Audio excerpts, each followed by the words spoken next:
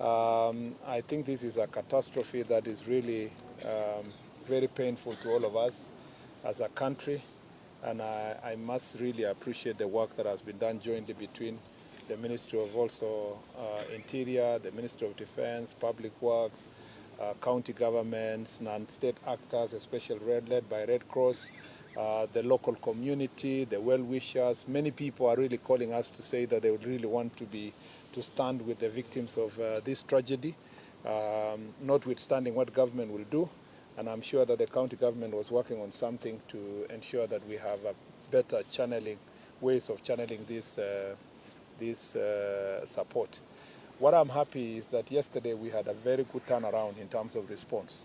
And I hope that going forward we will continue farming up our capabilities as a country to respond to disasters.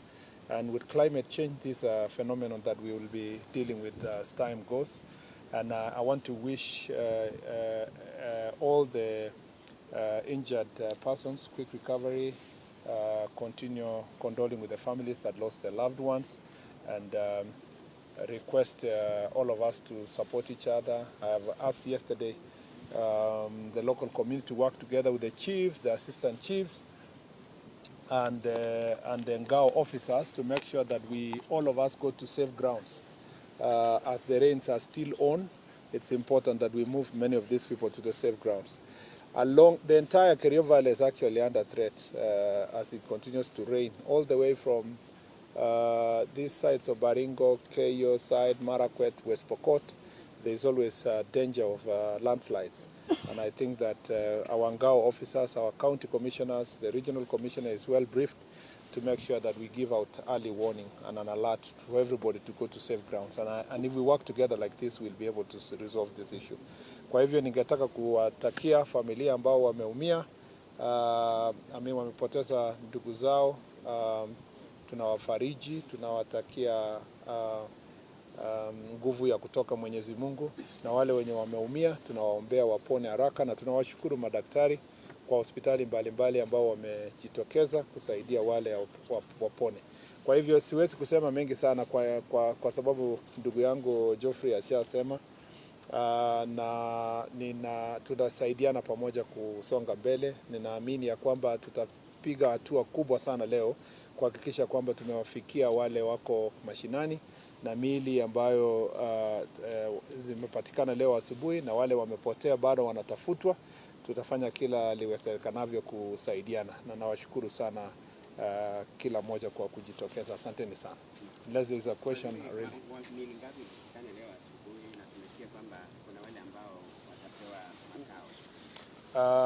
In terms of the bodies, yesterday, I remember I announced yesterday that there are 21 bodies that were found.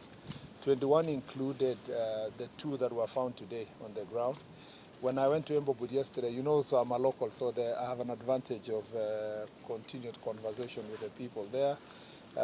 So when I went to Embobud yesterday, we could not retrieve one body because of the access between where we were and what we call Mbolod River. The Mbolod River is the one actually that caused more damage down there.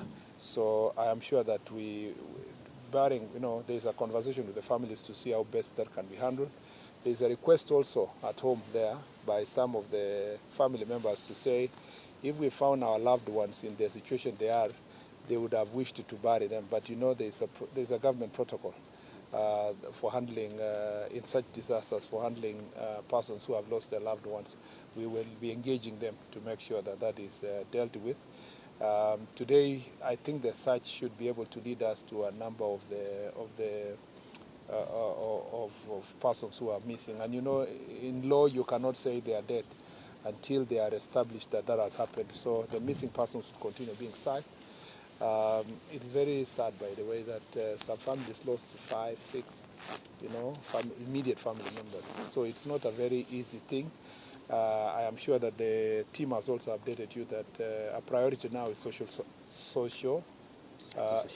psychosocial support, including counseling services that are going to be dealt with. So since we did yesterday an update, this evening I think we should do another formal update in terms of the search and confirm. But as you know, last night 16 bodies we came with, who came this way. 2 were in Kapsawar, and then the other two, one was still on the ground, and these other two that have now been finally confirmed. So we were still working with the 21 for now until we do another update later.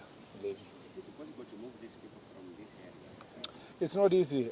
Let me speak to you now as a resident. You see, the biggest problem with this issue is deforestation, the problem of landlessness. Remember that when we moved people from Embobut, again I was in the task force that we worked on that issue, we moved them below the road. Some part of the below the road was still even the forest, but it was a compromised position for the time being so that you can find a better settlement. But now if you go further to the escarpment when this, and I had a chance to go around that place, a lot of this landslide happened in the Embobut ward side. If you go further now where people own their own personal land, you will find that the kind of farming methods are precipitating this issue. Remember this ancestral farm. If you have to move everybody in Embobut, you close the whole ward. So part of the things we've been discussing with the county government is to see how we change the farming methods. Instead of doing millet and maize, it may be better to go to tree crops. And that is what, the county government and us have been conversing as people from this area to see if we can move all these people away from maize farming. Remember also that these are one community. The people in Valley and the one in Embobut, they go to Valley, they live in the Valley, they come and farm at the escarpment there. So this, we can tell them we now move maize farming to the Valley, we do irrigation.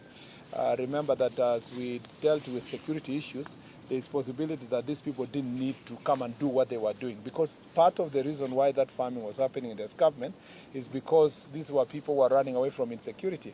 The reason why even where people are living now in the Valley was really driven by insecurity. Ordinarily, they would have been living in the Loop Valley. But recently we have made very, very great progress. For me, it is going to be possible to ensure that the farming methods up there, we can change to trees, tree crops, and all that kind of things to make sure that we protect the environment. And we'll work together with the relevant ministries to deal with this. There are a number of long-term issues that are necessary. And with climate change, you have also to do climate resilient infrastructure, which is the challenge in these escarpments. Beautiful tourism, many other things, but the danger with rain is that if we don't plant more trees, we are going to have this challenge. And you saw what PS Kipto was trying to do in this other part, and this is something we need to take all over the place to restore the forest. Okay, asanteni sana, tuachie hapa tafadhali kwa sababu ya muda. Asanteni sana. Thank you very much.